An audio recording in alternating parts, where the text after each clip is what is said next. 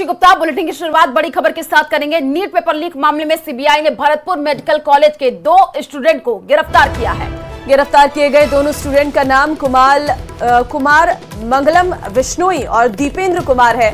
बताया जा रहा है कि सीबीआई की टेक्निकल सर्विलांस टीम ने दोनों स्टूडेंट के हजारीबाग में मौजूद होने की पुष्टि की। मिली जानकारी के मुताबिक सीबीआई ने 18 जुलाई को भरतपुर के जगन्नाथ पहाड़िया मेडिकल कॉलेज से 2 स्टूडेंट को हिरासत में लिया था, जिनके नाम दीपेंद्र कुमार और कुमार मंगलम बिश्नोई है। दीपेंद्र 2023 बैच का स्टूडेंट है और कुमार मंगलम 2022 बैच का स्टूडेंट है। कुमार मंगलम बिश्नोई नागौर के पास का रहने वाला बताया जा रहा है और ये दोनों स्टूडेंट जो है पेपर सॉल्वर का काम करते थे। कॉलेज प्रशासन में औपचारिक तौर पर इसकी पुष्टि नहीं की। पुलिस अधीक्षक मृदुल कछावा ने ये बताया है कि 18 जुलाई को सीबीआई की टीम ने 2 स्टूडेंट को गिरफ्तार किया, जिसकी जानकारी कॉलेज प्रशासन ने पुलिस को दी थी और 5 तारीख को ये दोनों दिल्ली के हजारीबाग में पेपर सॉल्वर का काम कर रहे थे और इस दौरान इन दोनों की गिरफ्तारी की गई है। तो नीट पेपर लीक का भरतपुर से कनेक्शन निकलकर सामने आया है। भरतपुर मेडिकल कॉलेज के प्रिंसिपल का इस पूरे मामले पर बड़ा बयान भी निकलकर सामने आया है। संवाददाता दीपक पूरी भरतपुर से इस वक्त हमारे साथ हैं, उनसे अधिक जानकारी लेते हैं।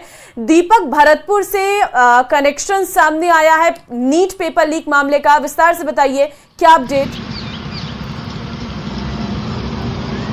देखिए, बिल्कुल नीट पेपर लीक मामले में जो भरतपुर मेडिकल कॉलेज है, जगन्नाथ पहाड़िया मेडिकल कॉलेज, उसका जो कनेक्शन है वो सामने आया है। यहाँ के 2022 और जो 23 बैच के 2 स्टूडेंट हैं, कुमार मंगलम बिश्नोई और दीपेंद्र कुमार, वो इस पूरे मामले में सीबीआई ने उनको गिरफ्तार किया है। और ये देखिए तस्वीर, ये उसी मेडिकल कॉलेज की तस्वीर है जिसमें वो एमबीबीएस की पढ़ाई कर रहे थे। यहाँ पर जो दोनों स्टूडेंट थे वो रह करके पढ़ाई कर रहे थे और यहीं से पूरा जो कनेक्शन है, गठजोड़ है नीट पेपर लीक मामले में, वो अब सामने आया है। हालांकि इस पूरे मामले में कॉलेज प्रशासन ने कोई औपचारिक तौर पर पुष्टि नहीं की, लेकिन पुलिस ने ये साफ किया है कि 18 जुलाई को सीबीआई की टीम यहाँ पर पहुंची थी और कुमार मंगलम बिश्नोई और जो स्टूडेंट है दीपेंद्र कुमार, उनको यहाँ से हिरासत में लिया था। जिसके बाद कॉलेज प्रशासन ने पुलिस को जानकारी दी थी कि सीबीआई की टीम ने 2 स्टूडेंट को यहाँ से लेकर के गई है और उसके बाद सीबीआई की टीम ने उन्हें पूछताछ के बाद गिरफ्तार किया है। ये सबसे बड़ा जो अपडेट है। अब 2 दिन इसमें महत्वपूर्ण है, आज का दिन और कल का दिन। 2 दिन जिस दौरान उनसे पूछताछ होगी तो पूछताछ के दौरान एक बड़े खुलासे होने की जो संभावना है वो यहाँ पर नजर आ रही है, क्योंकि किस तरह से वो जो लोग थे पेपर सॉल्वर का काम जिनके लिए उन्होंने किया था, उनके संपर्क में आए थे, कितने रुपए में ये पूरा जो सौदा है वो तय हुआ था, किस तरह से उनके संपर्क में ये पूरी जो प्रक्रिया थी वो की गई थी। ये बड़ी जो इम्पोर्टेंट बातें हैं वो पूछताछ में सामने आएंगी। लगातार उनसे पूछताछ जो है वो की जा रही है। और सबसे बड़ी बात ये है, प्रिंसिपल का कोई बयान आया है इस पर? देखिए, इस मामले में कॉलेज प्रिंसिपल है तरुण लाल, उनसे हमारी बात हुई तो उनका कहना यह है कि 18 जुलाई को जब सीबीआई की टीम यहाँ पहुंची थी तो बताया ये जा रहा है कि वो मेडिकल काउंसिलिंग ऑफ इंडिया के ऑफिसर बनकर के यहाँ आए थे और बताया जा रहा है कि कुमार मंगलम बिश्नोई और दीपेंद्र कुमार से रैगिंग के मामले में पूछताछ के लिए मेडिकल कॉलेज का जो प्रशासन है उसको बोला गया था और दोनों छात्रों से जो स्टूडेंट हैं उनको रैगिंग के मामले में ले जाने की जो बात है वो मेडिकल कॉलेज के जो प्रशासन है उनसे कही थी। उसके बाद इन्होंने पुलिस को सूचना दी, लेकिन अब ये क्लियर हुआ है कि वो दोनों स्टूडेंट नीट पेपर लीक मामले में शामिल थे और उसी को लेकर के सीबीआई की टीम यहाँ पर पहुंची थी और सीबीआई की टीम ने यहाँ से हिरासत में लेने के बाद उन दोनों को गिरफ्तार किया है। लेकिन सबसे बड़ी इम्पोर्टेंट जो बात यह है कि पूछताछ के दौरान जो खुलासे होंगे उनमें बहुत बड़ी जो बातें हैं वो निकल करके सामने आएंगी। ये मेडिकल कॉलेज रैगिंग के मामले में भी हमेशा चर्चाओं में रहा है और ये रैगिंग के बाद अब नीट पेपर लीक मामले में सबसे बड़ी चर्चाओं में इस वक्त बना हुआ है। भरतपुर का वही मेडिकल कॉलेज है, जगन्नाथ पहाड़िया मेडिकल कॉलेज, जिसमें कुमार मंगलम बिश्नोई और दीपेंद्र कुमार स्टूडेंट जो दोनों हैं वो पढ़ाई कर रहे थे। शाम को जब यहाँ पर पहुंचे थे हम तो स्टूडेंटों में ये चर्चाएं थी कि वो आते थे, गाड़ियों से आते थे, लग्जरी गाड़ियों से वो दोनों स्टूडेंट यहाँ पर पहुँचते थे। यानी कि सबसे बड़ी बात जो है कि जब यहाँ पहुँचे हम, इस पूरे मामले की चर्चाएं तेज हुई तो जो स्टूडेंट थे उनमें आपस में ये चर्चाएं थी कि वो लग्जरी गाड़ियों में यहाँ पर आते थे। तो इससे ये भी साफ है कि पूछताछ के दौरान ये भी खुलासा हो सकता है कि वो कब से इस पेपर सॉल्वर का काम कर रहे थे, कितने पेपर उन्होंने सॉल्व किए हैं, क्योंकि ये पूछताछ के दौरान ही साफ हो पाएगा कि क्या पूरी कड़ी है, इस कड़ी में और कौन कौन लोग शामिल हैं। ये बड़ी गहनता से पूछताछ। बिल्कुल दीपक, जैसे जैसे इस पूरे मामले की जांच पड़ताल आगे बढ़ रही है, कई बड़े खुलासे हो रहे हैं, आप इस पूरे मामले पर नजर बना करके रखिए, आगे भी आपसे अपडेट लेंगे। शुक्रिया तमाम जानकारी साझा करने के लिए। फिलहाल खबरों में आगे बढ़ते हैं और बात उदयपुर की कर लेते हैं। उदयपुर के पोपलेटी गांव में दूषित पानी पीने से 2 बच्चे और एक बुजुर्ग की मौत हो गई है। और यही नहीं, 35 लोग दूषित पानी पीने से बीमार भी हुए हैं, जिन्हें उल्टी, दस्त और पेट दर्द की शिकायत भी हुई है। सभी बीमार का स्थानीय अस्पताल में इलाज चल रहा है, तो वहीं एक बच्चे की हालत गंभीर बताई जा रही है। एमबी चिकित्सालय में भर्ती कराया गया है। जैसे ही दूषित पानी से मौत और बीमारी की जानकारी सामने आई, पूरे चिकित्सा महकमे में हड़कंप मच गया है। तो दूषित पानी पीने से 3 लोगों की मौत की खबर सामने आ रही है। उदयपुर से आपको ये बड़ी जानकारी दे रहे हैं, जहां पर 35 लोग दूषित पानी पीने से बीमार बताए जा रहे हैं और अब जो है ये कहा जा रहा है कि 2 बच्चे और एक बुजुर्ग की मौत हो गई है। आज की जो घटना हुई है पोपलेटी गांव गिरवा ब्लॉक में उदयपुर में, उदयपुर मुख्यालय से करीब 10-12-15 किलोमीटर हो सकता है। और इस गांव में क्या हुआ कि कल 3 डेथ हुई। एक तो बुजुर्ग आदमी जिसकी करीब 68 साल के आसपास उम्र है, एक बच्चा करीब 3 साल का और एक बच्चा वहां मेहमान आया था, उसकी वो झाड़ोल का साइड का है। 3 लोगों की डेथ हुई। डेथ होने के बाद वहां हमारी एनएम गई मौके पे और करीब 30 से 35 लोग उल्टी, दस्त, पेट में दर्द होने की शिकायत के साथ वहां मिले। और चलिए रुक करते हैं बड़ी खबर की ओर। बजट सत्र से पहले सर्वदलीय बैठक आज होनी है। आपको बता दें कि संसद में सभी विपक्षी दलों के सहयोग के लिए यह बैठक, नेता प्रतिपक्ष राहुल गांधी भी बैठक में होंगे शामिल और सोमवार से शुरू होगा संसद का बजट सत्र। सर्वदलीय बैठक में शामिल नहीं होगी टीएमसी, तो संसद में सभी विपक्षी दलों के सहयोग के लिए ये बैठक रहने वाली है। नेता प्रतिपक्ष राहुल गांधी भी इस बैठक में शामिल रहेंगे। आज पहली सर्वदलीय ये बैठक रहने वाली है जो बजट सत्र से पहले बुलाई गई है। अपने आप में ये बजट सत्र से पहले बुलाई गई सर्वदलीय बैठक बेहद ही महत्वपूर्ण रहने वाली है। तो ये बड़ी जानकारी आपको दे रहे हैं। आपको बता दें कि बजट सत्र शुरू होने वाला और उससे पहले ये बैठक काफी महत्वपूर्ण होती है। नेता प्रतिपक्ष राहुल गांधी भी इस बैठक में शामिल रहेंगे। सोमवार से जो है संसद का बजट सत्र शुरू हो जाएगा और सर्वदलीय बैठक में टीएमसी शामिल नहीं होगी, ये भी अपडेट निकल करके सामने आ रही है। तो संसद में सभी विपक्षी दलों के सहयोग के लिए ये बैठक होने जा रही है। और चलिए आगे बढ़ते हैं। जल जीवन मिशन महाघोटाले में गिरफ्तार चौथे आरोपी संजय बड़ाया को कोर्ट ने 30 जुलाई तक जुडिशियल कस्टडी में भेज दिया है। और ईडी ने बीते दिनों पूर्व जलदाय मंत्री के करीबी संजय बड़ाया को गिरफ्तार किया है। बड़ाया पर 900 करोड़ के जल जीवन मिशन महाघोटाले में बिचौलिए की भूमिका निभाने का आरोप है। देखिए रिपोर्ट।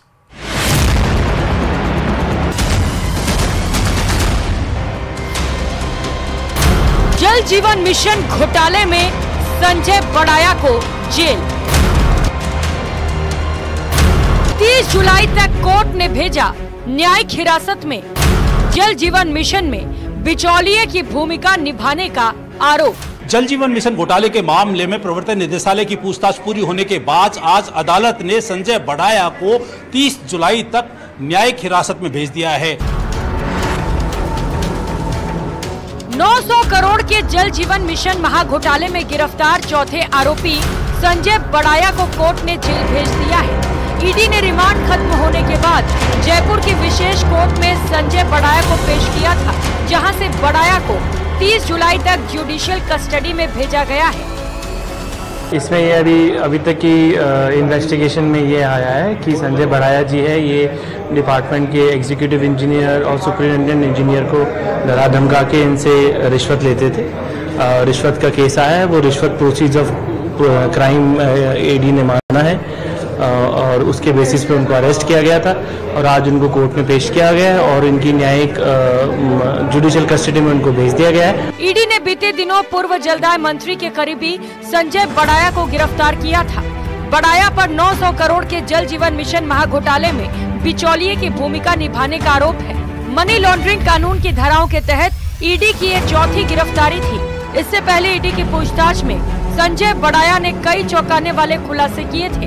संजय बड़ाया ने परमचंद जैन से रिश्वत लेने की बात कबूल की थी। जानकारों की माने तो संजय बड़ाया ने ईडी से पूछताछ में परिजनों के नाम 30 संपत्तियों का जिक्र किया है। प्रवर्तन निदेशालय ने जलदाय विभाग के कई इंजीनियर्स के बयान दर्ज किए हैं और उनकी गहनता से छानबीन की जा रही है। अब इस मामले में और भी बड़े मगरमच्छ हैं, उन पर ईडी शिकंजा कस सकती है, क्योंकि जिस तरीके से जल जीवन मिशन घोटाला हुआ है और जो प्राइवेट व्यक्तियों को संरक्षण जो है दिया गया, उसको लेकर के अब ईडी गहनता से जांच करेगी। कैमरा पर्सन दिलीप चेची के साथ राकेश शर्मा, न्यूज 18 राजस्थान, जयपुर। और चलिए रुक करते अगली खबर की ओर। सूफी संत ख्वाजा मोइनुद्दीन हसन चिश्ती दरगाह के गेट के बाहर से सिर तन से जुदा के नारे लगाने के आरोप में मौलवी गौहर चिश्ती समेत 6 आरोपियों को कोर्ट ने बरी कर दिया। अजमेर दरगाह थाना पुलिस कोर्ट में जरूरी सबूत पेश ही नहीं कर पाई और जांच में कई गंभीर खामियां सामने आई है। ये रिपोर्ट देखिए।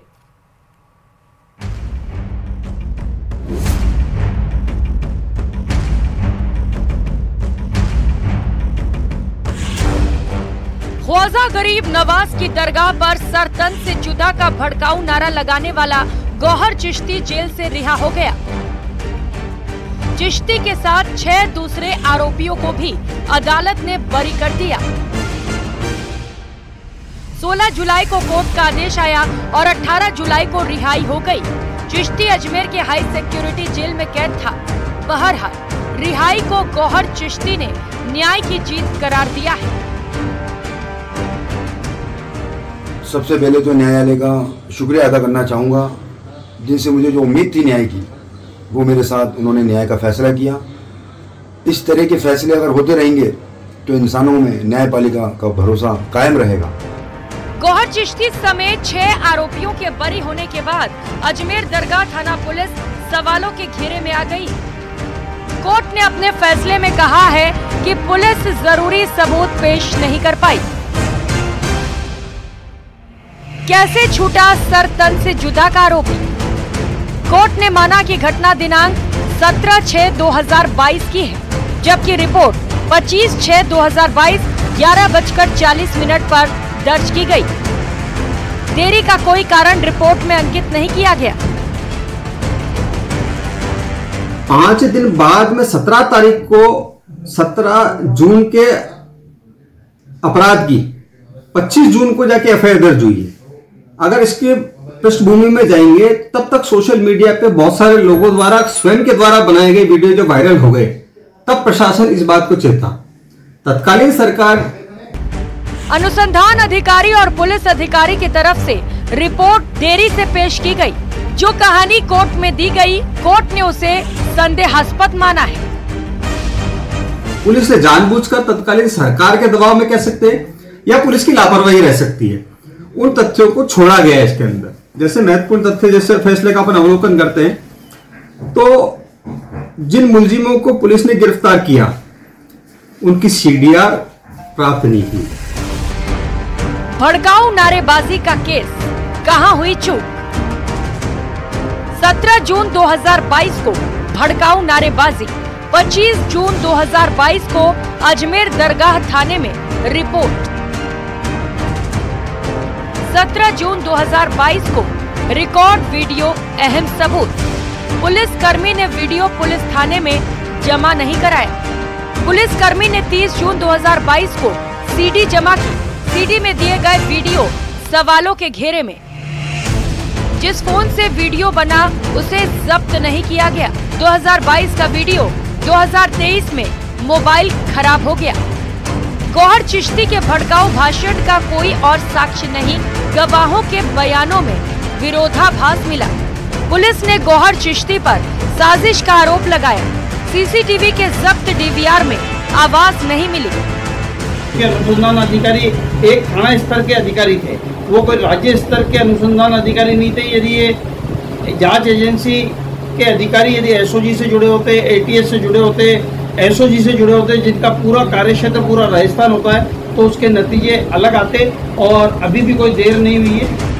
गौहर चिश्ती की रिहाई पर सियासत चरम पर है। कांग्रेस और बीजेपी एक दूसरे पर आरोप लगा रही है। मैं आरोप लगाता हूं गहलोत सरकार पे, उस समय की तत्कालीन सरकार तुष्टीकरण की राजनीति के कारण से इस प्रकार के प्रकरण को करने वाले, इस प्रकार के नारे लगाने वाले, जिसके वीडियो पूरे देश में वायरल हुए थे, नारे लगाने वाले यहाँ पर आज बरी हुए हैं। बड़ा ये दुखद और सोचनीय है। लेकिन तो आप, मैं इनसे पूछना चाहता हूँ भारतीय जनता पार्टी से कि राजस्थान के अंदर 8 महीने से भारतीय जनता पार्टी की सरकार है, तो ये क्या 8 महीने से 6 महीने से क्या सो रहे थे क्या? अगर राजस्थान सरकार को, जो भारतीय जनता पार्टी की सरकार है, अगर उसको इस प्रकरण में जरा सा भी इंटरेस्ट होता या जरा सी भी उनकी कथनी और करनी में समानता होती तो इस केस का संज्ञान लेते। सरकारी वकील का कहना है कि कोर्ट ने पूरा जजमेंट आउट नहीं किया है, सिर्फ अनाउंस किया है। सभी 6 आरोपियों को सभी धाराओं में बरी कर दिया गया है। पूरा जजमेंट देखने के बाद ही सरकार हाईकोर्ट में अपील करेगी। न्यूज़ 18 राजस्थान के लिए अजमेर से अशोक सिंह भाटी की रिपोर्ट। और चलिए आगे बढ़ते, बड़ी खबर आपको देंगे। चांदीपुरा वायरस की रोकथाम की कोशिश तेज हो गई है। वायरस के बढ़ते मामलों पर एक्शन में सरकार है। तो केंद्रीय स्वास्थ्य मंत्रालय ने समीक्षा बैठक की है। गुजरात, राजस्थान, एमपी के मामलों पर चर्चा और केंद्रीय स्वास्थ्य मंत्रालय की टीमें गुजरात जाएंगे। इस वक्त की ये बड़ी जानकारी आपको दे रहे हैं। चांदीपुरा वायरस की रोकथाम के लिए आपको बता दें कि अब एक्शन में सरकार है। वायरस के बढ़ते मामलों पर अब सरकार कई तरीके के एक्शन ले रही है। केंद्रीय स्वास्थ्य मंत्रालय ने समीक्षा बैठक की है। तो चांदीपुरा वायरस की रोकथाम की कोशिशें तेज हो गई हैं। गुजरात, राजस्थान, एमपी में जो मामले लगातार निकलकर सामने आ रहे हैं, अब इन पर तफ्तीश की जा रही है और तफसील से ये रिपोर्ट पेश की जाएगी। वायरस के बढ़ते मामलों पर सरकार जो है वो एक्शन में नजर आ रही है। चांदीपुरा वायरस खासकर 15 साल से कम उम्र के बच्चे को अपनी चपेट में ले रहा है और अब तक इस पूरे मामले पर 19 बच्चों की मौत भी हो चुकी है और साथ ही साथ ये मामले लगातार बढ़ते भी नजर आ रही है। आपको बता दें कि महाराष्ट्र के चांदीपुर गांव से निकला 1966 का ये पूरा वायरस है जो लगातार बच्चों को अपनी चपेट में लेता है और साफ तौर पर इसके लिए आपको अपने आसपास सफाई रखनी है क्योंकि गंदगी में ये सबसे अधिक फैलता है और कीड़े मकोड़े से फैलता है, मच्छरों से फैलता है। तो ऐसे में आपको सावधानी अपने आसपास रखनी है। हालांकि ये वायरस छूने से नहीं फैलता है लेकिन अपने आसपास सफाई रखनी आपको बहुत जरूरी है। दौसा से बड़ी खबर है जहां पर 25 वर्षीय युवती ने दुष्कर्म का जो है वो मुकदमा दर्ज कराया है। 3 आरोपियों के खिलाफ दुष्कर्म का मुकदमा दर्ज हुआ है। बेजूपाड़ा थाना पुलिस पूरे मामले की जांच में जुटी है। पिछले करीब 2 महीने में कई बार दुष्कर्म किए जाने का आरोप लगाया गया है। तो बड़ी खबर आपको दे रहे हैं, 25 वर्षीय युवती ने दर्ज कराया है दुष्कर्म का मुकदमा और फिलहाल पुलिस इस पूरे मामले की जांच पड़ताल में जुटी हुई है। बताया जा रहा है कि करीब 2 महीने में कई बार दुष्कर्म किए जाने का आरोप जो है वो लगाया गया है। 25 वर्षीय युवती ने यह मामला दर्ज कराया है। तो 3 आरोपियों के खिलाफ जो है दुष्कर्म का मुकदमा दर्ज कराया गया है। इस वक्त की ये बड़ी जानकारी दौसा से आपको दे रहे हैं जहां पर 25 वर्षीय युवती ने दुष्कर्म का मुकदमा दर्ज कराया है और 3 आरोपियों के खिलाफ ये मुकदमा दर्ज हुआ है। पुलिस अब इस पूरे मामले की जांच पड़ताल में जुटी हुई है।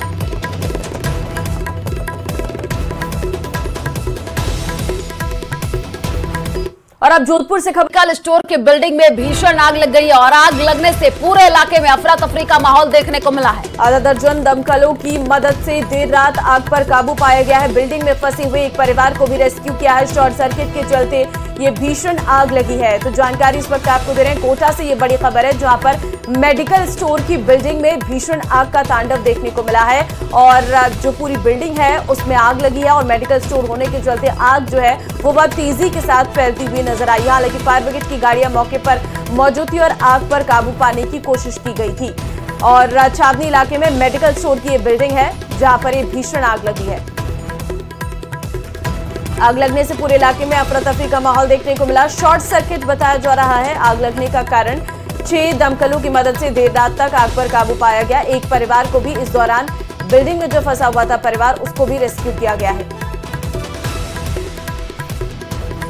तो मेडिकल स्टोर के बिल्डिंग में भीषण आग लगी है। ये बड़ी जानकारी आपको कोटा से दे रहे हैं जहां पर आपको बता दें कि आग लगने की जैसे ही सूचना मिली तो आसपास अफरा तफरी का माहौल। तस्वीरें हम आपको टीवी स्क्रीन पर दिखा रहा है। आप देखिए दमकल की गाड़ियां मौके पर पहुंची, आग बुझाने का यहां पर प्रयास किया गया और ये आग कितना भीषण रूप लेती हुई नजर आ रही है वो आप तस्वीरों के माध्यम से देख करके अंदाजा लगा पा रहे हैं। 6 दमकलों की मदद से देर रात तक आग पर काबू पाया है और बिल्डिंग में फंसे हुए एक परिवार को भी रेस्क्यू किया गया है। शॉर्ट सर्किट के चलते जो है बिल्डिंग में ये भीषण आग लगने की घटना सामने आई है। तस्वीर आप देखिए, हम आपको दिखा रहे हैं। जैसे ही आग लगी, आसपास के लोग भी इकट्ठा हो गए। अफरा तफरी का माहौल भी देखने को मिला। दमकल की गाड़ी को सूचित किया गया।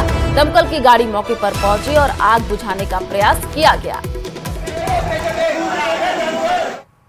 देश भर में आज गुरु पूर्णिमा मनाई जा रही है। श्रद्धालुओं ने हरिद्वार, प्रयागराज समेत देश के अलग अलग हिस्सों में गंगा घाट पर डुबकी लगाई है और गंगा घाट पर श्रद्धालुओं ने दीपदान और अन्नदान किया है। आज सुबह से लोग गंगा में स्नान करने के लिए उमड़ पड़े हैं। गुरु पूर्णिमा पर गंगा में स्नान करने की परंपरा है, जिसके लिए हर साल लोग संगम नगरी प्रयागराज और धर्म नगरी हरिद्वार पहुंचते हैं। तो हम तस्वीरें इस वक्त आपको दिखा रहे हैं, जहां पर आप देख सकते हैं श्रद्धालुओं ने गंगा में दीपदान किया है और भारी संख्या में हरिद्वार में भीड़ जो है वो देखने को मिल रही है। सुबह सवेरे ये सभी लोग स्नान करने के लिए हरिद्वार में पहुंचे हैं और आज जो है दान पुण्य का करोड़ों गुना लाभ मिलता है और ऐसे में मंदिर में विशेष पूजा अर्चना की जाती है। गुरु पूर्णिमा पर आस्था की डुबकी श्रद्धालु लगाते हुए नजर आए। तो मंदिरों में विशेष पूजा अर्चना की जा रही है। आपको तस्वीरें हम टीवी स्क्रीन पर दिखा रहे हैं। गुरु पूर्णिमा और उसी पर आस्था की डुबकी लगाने के लिए दूर दराज से जो लोग हैं वो हरिद्वार पहुंचते हैं। आप देख पा रहे हैं दो तस्वीरें, जहां पर बड़ी संख्या में लोग आपको नजर आ रहे हैं और ऐसी भीड़ जो है देखने को मिलती है। श्रद्धालुओं ने गंगा में दीपदान किया है और ये तस्वीरें भी हम आपको दिखा रहे हैं। मंदिरों में विशेष पूजा अर्चना जो है वो की गई। पहले से ही श्रद्धालुओं के लिए पूरे इंतजाम किए गए हैं। दो अलग अलग जगह की हम तस्वीरें आपको दिखा रहे हैं, जहां पर आप देख सकते हैं